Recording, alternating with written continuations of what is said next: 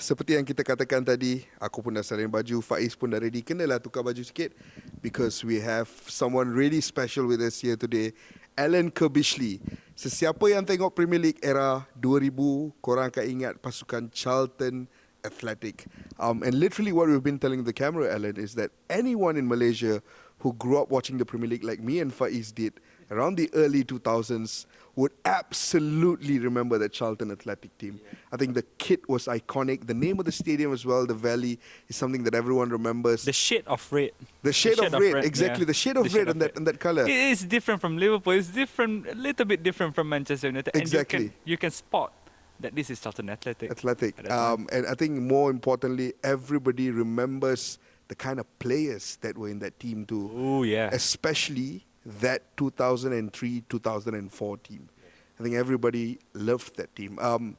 Amongst the years, before we even talk about that 2003-2004 team, Alan, of all the years that you spent at Charlton, which was your favourite iteration of the team? It's interesting because when I look back over the 15, 16 years, I have two teams that I look at. And the first was the team that played at Upton Park, because not many people remember, but the team, Charlton Athletic, left the Valley to go and play at Crystal Palace. And then after about 4 or 5 years, there was talk we was going to go back to the Valley, but we then went and shared with West Ham, which was good for me. It was great. And that 18 months at Upton Park, for me, was the most important, because we had no ground, we didn't have a lot of fans that deserted us, and we had no money. And because we were successful in that first season, we finished 7th in the championship. It infused people, two directors especially, to put some money in so that we could go back to the Valley. And I think if we hadn't been successful at Upton Park, say struggling, and I don't think they would have put their money. So the directors put £1 million, £2 million in, and I sold Rob Lee to Newcastle. I mean, you had to. I had to, and we sold Anthony Barnes to Chelsea, and we raised £1 million, and that went into the pot to buy the Valley. We sold Rob Lee to Newcastle. Newcastle were first, and we were second. So we sold our best player to your direct rival. Biggest rival. And but it had to be done. So we got back to the Valley, and we played to 3 sides. 1 side, 2 sides, 3 sides, and 8,000 fans. But we were back. So that I remember fondly them players, because it was difficult times. And then, as you mentioned, the 2003-2004, where we finished 7th. We should have finished in the top 6. We probably may have finished in the top 4 if Scott Parker hadn't have gone to Chelsea. So 2 occasions, Rob Lee and Scott Parker, but that was the way it was. So I remember fondly them 2 teams. Now that you mentioned Scott Parker, we were going for his name in the later part of the interview. That was the plan. But now that you mentioned him, Scott Parker, there's one question. You know, I think if you're a Malaysian fan, were still thinking about that Charlton team, would you think that you would reach higher than 7 had you not sold Scott Parker to Chelsea? Yeah. Well, we played Chelsea on Boxing Day at the Valley, and we beat Chelsea 4-2. And the next day, Mr. Ranieri made a bid for Scott. And I had a really good side. I had Dicano, I had Jensen, I had lots of good players, Matt Holland and this one. And we was a good side, but we couldn't stop Scott. We had to let him go, because morally it was wrong. It was a big club and a big move, but it took us 2 weeks to get the fee that we wanted. And me and Scott fell out a little bit, but we're okay. But then he went to Chelsea, and He wanted the move too. yes, yeah, it was a big club. Yeah. And but what happened? Ranieri then left, and then Mourinho come in, and Scott then found himself. And then Scott went to Newcastle, and then when I went to West Ham, I signed Scott at West Ham. But I understood it had to be done. But we all firmly believe that if we'd have kept the side together, we would have finished in the top 5 At the very least. at the very least. And but nevertheless, we finished 7th, and I think it's the highest that the club has ever been. When you look at that Charlton team, Scott Parker is obviously the name that stands out, also because he left the club in the middle of the season, and like you said, Alan, if he had stayed, maybe the finish would have been a lot higher. But I'm looking at that team, and I remember talking about this with Faiz as well. That team had a lot of iconic names in it. Like Jason Ewell is a name that for some reason just sticks to my head. Like for 15 years. It's for the enthusiasts. Yeah, it's just there. It's just there in your head, right? Jason Ewell. And then you think of Luke Young. Young, yes. Yeah. You think of Paul Konchesky. You think of the part that team. early days Carlton Cole. Early days Carlton Cole as well. Oh, yeah. Who Well, are the no, more- we got Carlton Cole. We got 12 million for Scott and Carlton Cole. and Carlton Cole. On yes. loan. On loan. On loan, yeah. So when you look at that team, put Scott Parker out of the equation, take Dicano out of the equation as well, because we're going to talk about him in a while. But who are the other impressive names for you, Alan, in that team? Well, obviously you said Luke Young. Mm. We signed Luke Young from Spurs, and he went on to play for England. Mm. We had Chris Powell playing left back, who went to play for England. There was a midfielder who was using a number 2 jersey as well, right, Faiz? You were mentioning I can't seem to the recall number his 2 name. jersey. The number Kishy 2 jersey. Chef. Keshy Yeah, Chef, Kishy Chef. yes. Yes, Kishy Chef. Kishy Yes. Chef. So we had like Chrissy Powell, amazing, played for England. Yeah. Sven-Goran Eriksson. Scott Parker played for England. Mm. Luke Young played for England. But the midfield was made up of Kishy Chef and Parker Mm. that were so athletic and worked so hard, and Scott would do everything. Kishy Chef would be defensive, and then Jensen. We allowed Jensen to be Jensen. Yeah. You know, Yeah, okay. as long as he made a goal or scored a goal, we let him do what he wanted. And Jonathan Johansson and Jason Newell. When we signed Jason Newell from Wimbledon, we had all the team together, and I introduced Jason Newell. I said, "This is Jason Newell. Jason, what have you got to say?" And he said, "My name is Jason Newell, and I score goals." And I said, "Well, let's hope so." But we had a really good spirit. And as I say, we had Dicano as well, who came in at the age of 34. And whenever I see Paolo, he mentions that he was in the Charlton team that finished in the highest ever position. And the fans, that side was a really good attacking side. And we upset a lot of the big clubs.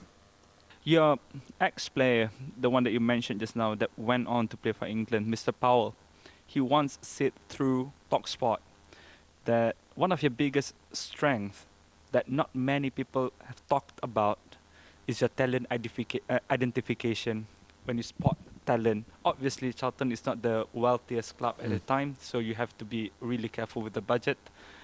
But all the players that you sign, that you bring to the Valley, is, like you said, athletic.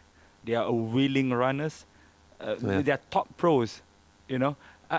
Is this deliberate? You know, is this what you're thinking about when you sign a player There was to play for you? three things that I always look for. Obviously, one, Yeah. the talent. The talent, yeah. Talent. And then if they were versatile, Versatility. if they could play in different positions. Yep. So we had Chris Powell left back, Konchesky in front, but they could swap. Mm. And we had Mark Fish, who could play centre half, but could go right back. So I had Jason Newell could play in midfield, but centre forward. I had players that could play in different positions. So I like versatility. Obviously talent first, but I like versatility. And then I looked and I found out about their character. Oh, So lots of clubs at the moment have got this massive setup regarding talent and football, and they're watching games and they're assessing players. But how do they find out if they're good lads? If they will come into the club and be part of the club and not feel different. So I've done a lot of background stuff as well. But yeah, talent first, obviously. Versatility, I love versatility. And, you know, some of the players we brought in, as you mentioned, you know, Danny Mills. We brought Danny Mills in from Norwich for 250,000. He went to Leeds for 4.5 million, which enabled, we got relegated that season, but enabled us not to sell anyone, not like Burnley have just done. We didn't. Danny Mills went to Leeds, but we didn't have to sell him. But he wanted to go, so fine. Darren Bent come in for 2.5 million, and he went to Spurs for 16. So we always looked at players that also had a resale, if we could. Obviously not Paolo, but we obviously went for players that had a resale and were versatile. There is another name. We're going to get to Paolo in a bit, but there is another name. I remember being a kid.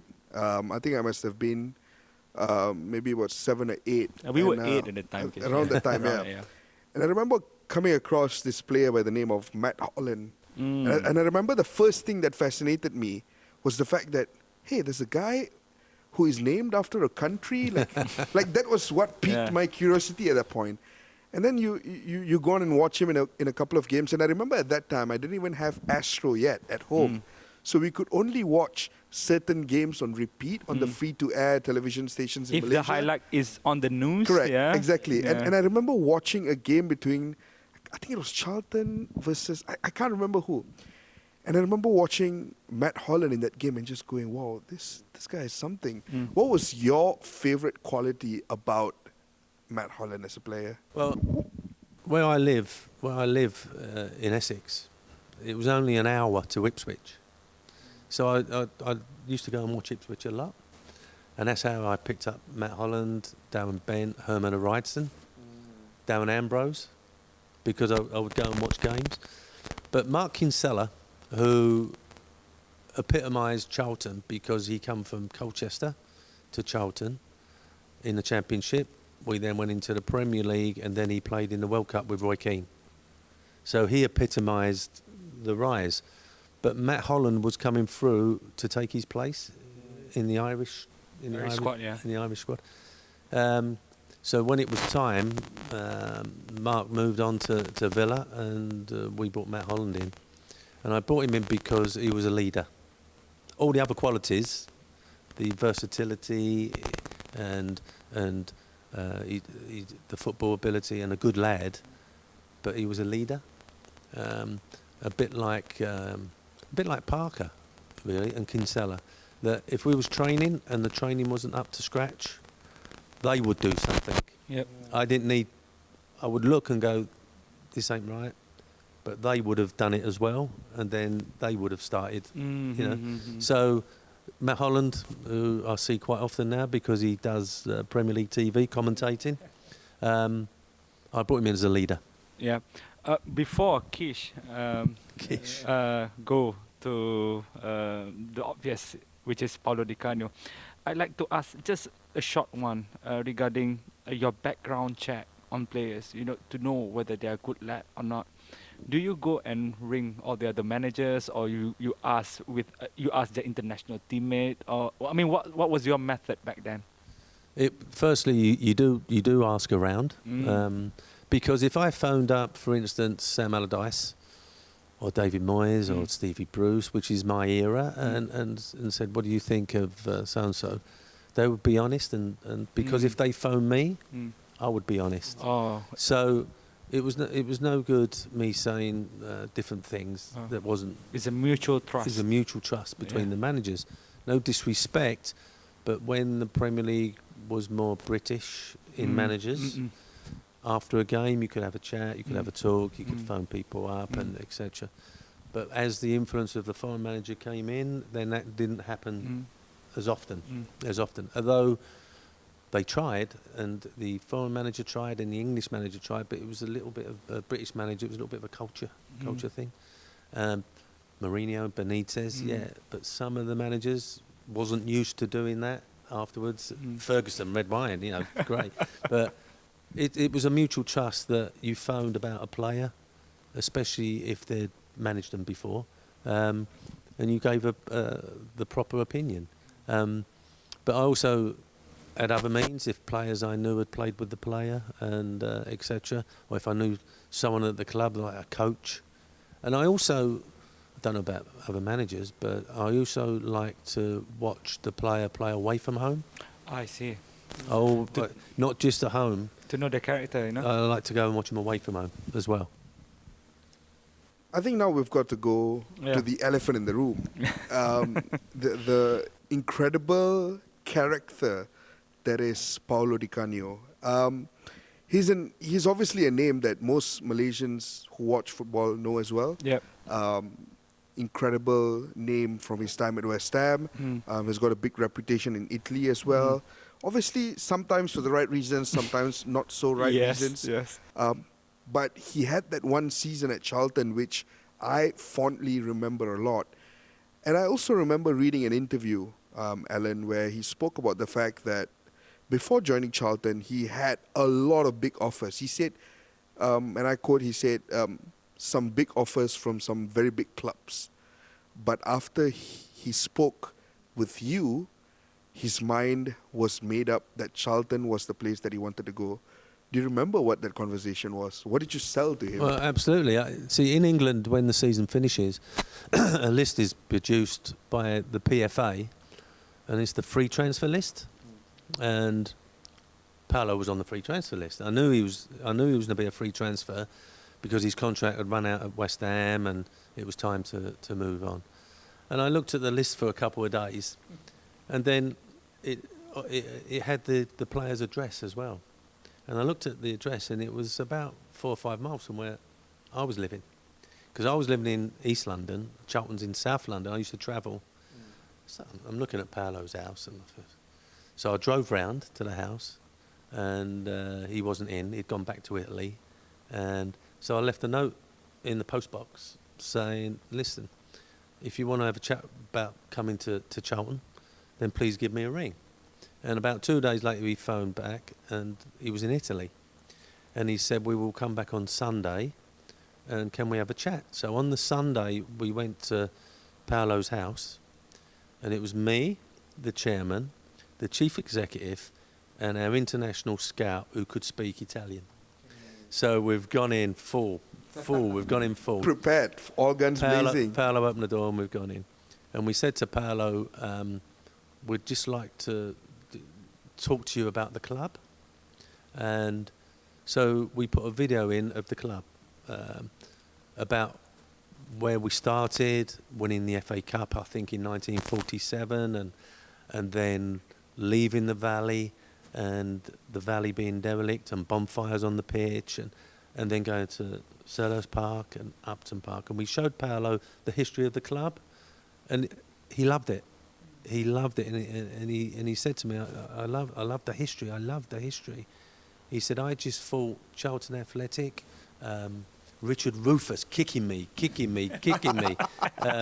and how difficult to play against Charlton. And so I said, well, there's a couple of things you need to know.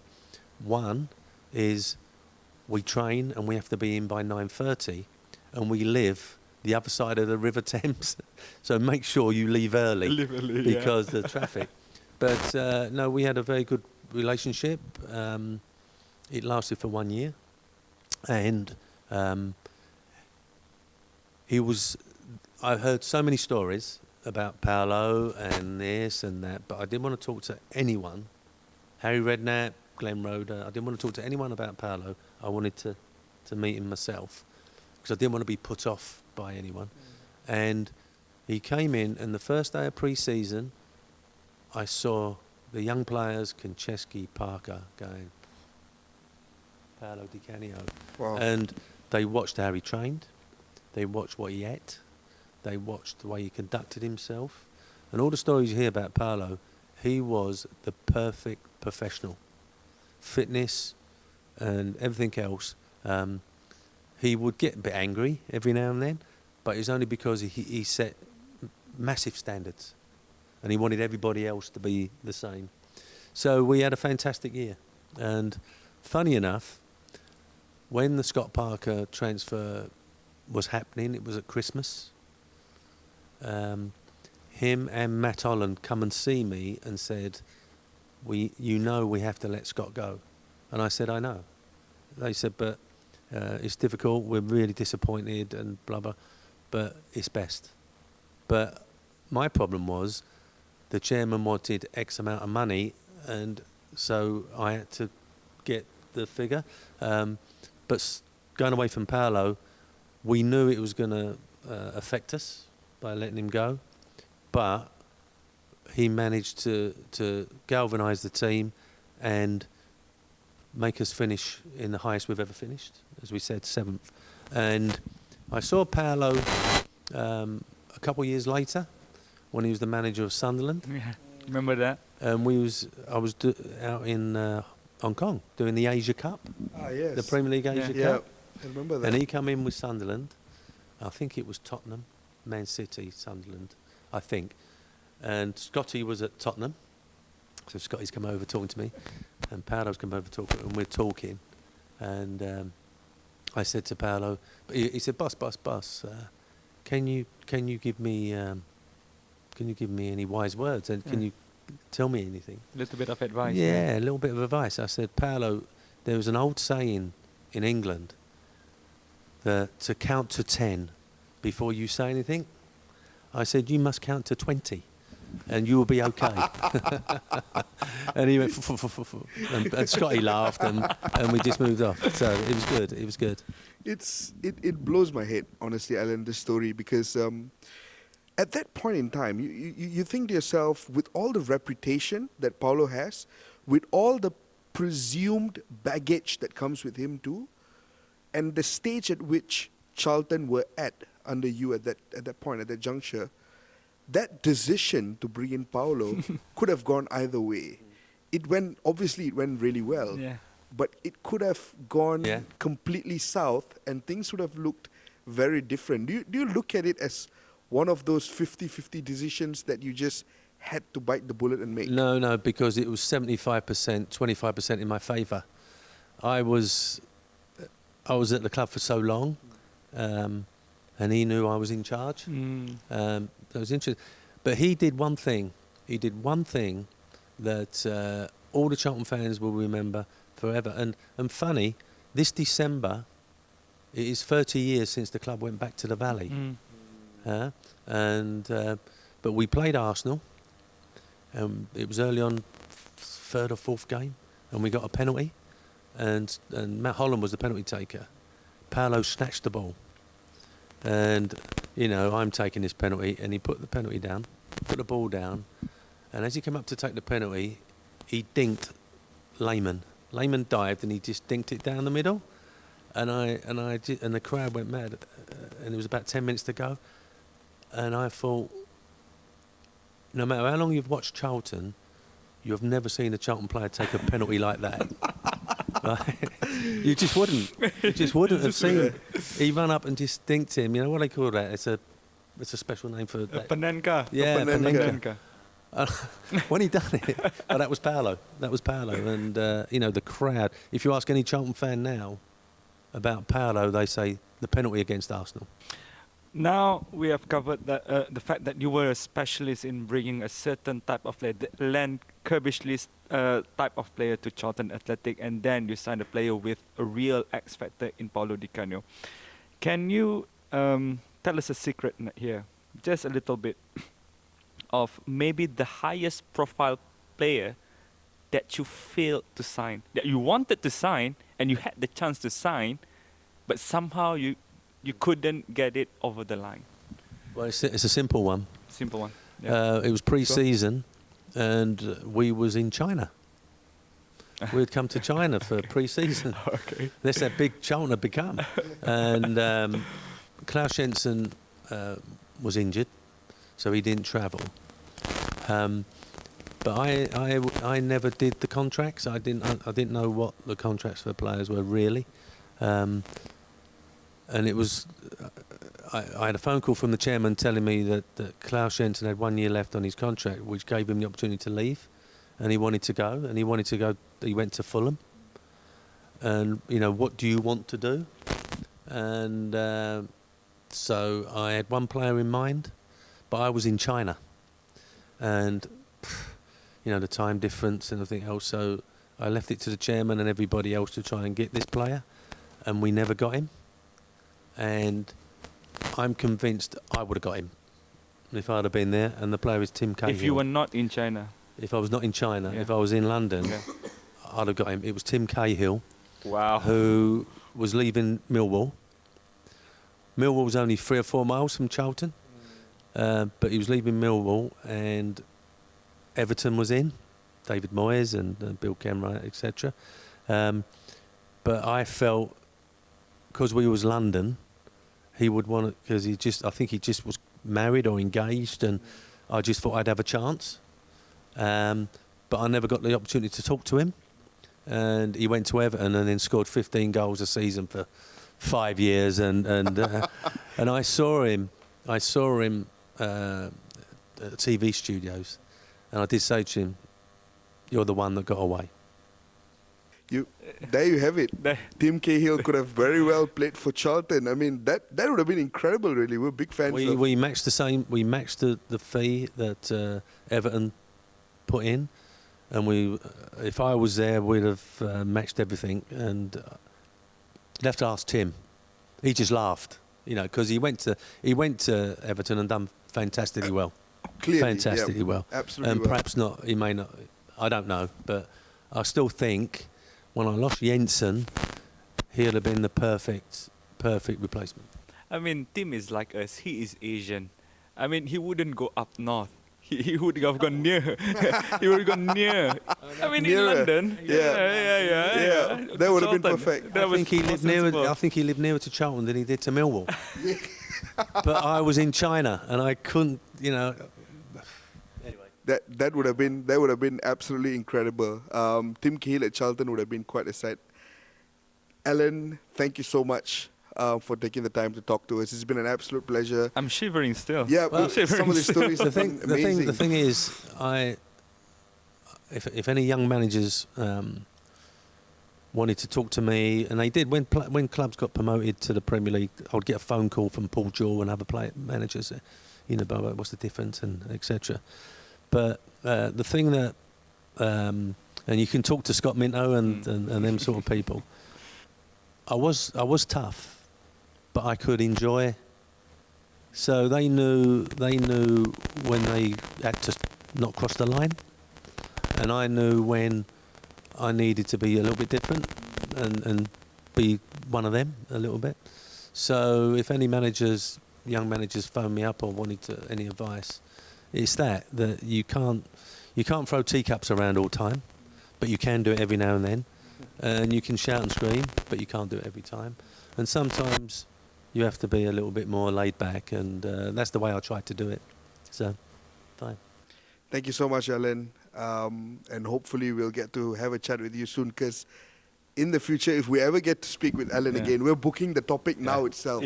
It's got to be that West Ham stint. Yeah. It's got to be West The Great Ham. Escape. It's got to be Carlos Yes. Tevez. Well, you'll have And to it's got to be the Great Escape. Yeah, you're going to have to pull a few strings to get them to bring me back. Exactly. Exactly. We'll try to get that Yeah, after this. yeah, yeah. Alan Kerbishley part 2. So then I can go and see my sister in Auckland, and it'll be fine. Thank you so much, Alan. Thank you so much. Thank you.